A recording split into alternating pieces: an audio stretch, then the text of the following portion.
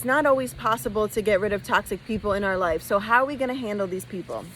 I have 6 tips that worked wonders for me. All right, so let's get started with the tips because I'm so excited. So number 1 is to not let them see an emotional reaction, even if you have to pretend. I don't care. Hold those tears in, hold those screams in, and tame that temper. They cannot see that they got a reaction out of you. They don't have the emotional intelligence of a healthy person. So, if I see somebody in distress, I'm gonna feel bad. I'm gonna feel compassion. I'm gonna be like, oh my God, did I cause this, right? But with a toxic person, that's how they feel powerful, because the root of toxic people is really just low self-esteem, which I'll get to later. So number 1 is remain emotionless. Number 2, when you're dealing with a toxic person, they love to mentally abuse. So they'll say insulting things. They don't mean to do it, or they'll make jokes here that are very hurtful. So if you have to keep a toxic person around in your life, make sure you delete any threads like text messages or IG DMs as soon as you get done with the conversation, because you're going to be so confused naturally by their behavior, because you're not like that you're going to keep on wanting to replay their words. Like, are they serious? Like, how do they not see how they're wrong? Look what they said here. Don't do it to yourself. Delete any conversations immediately. I would even say if it's that bad, go as far as saving them in your phone as something else. Not even their name. You could even store their name in your phone as like, stay calm. If you have to speak to somebody, if your boss is toxic, or your mother, your sister, your ex, whatever, you can just store them in a name to remind you, stay calm. Number 3, and I was so guilty of this. I was the kind of person where if I had somebody toxic in my life, they would do something crazy and pretend, of course, they didn't realize what they were doing. I would call my mom and be like, oh my God, can you believe so-and-so did this? And am I crazy? Like, and I would gossip about it because I just wanted some kind of validation that I was the victim here. And so you really can't gossip. You just can't gossip, because what it does is it keeps it alive.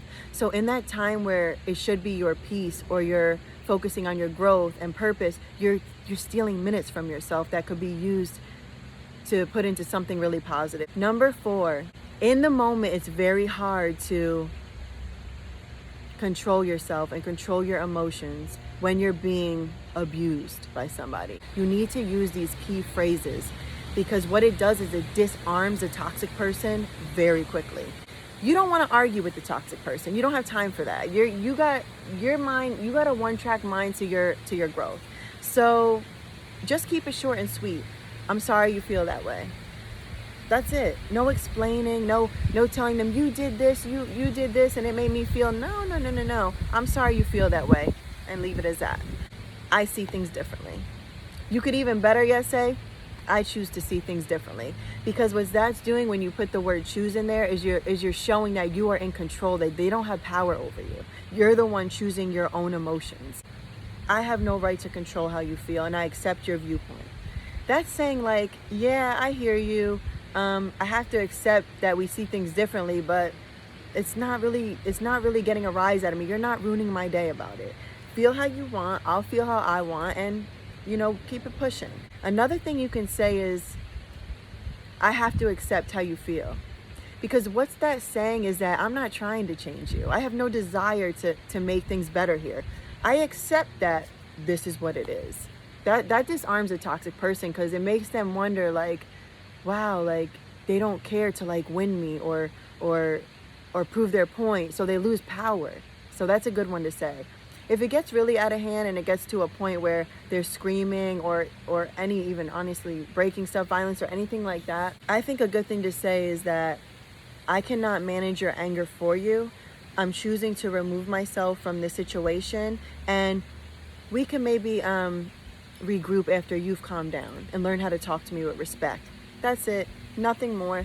You're just gonna leave it there and walk away. Hang up the phone. Those key phrases, I'm telling you, they will disarm a toxic person. It is a way to handle toxic people.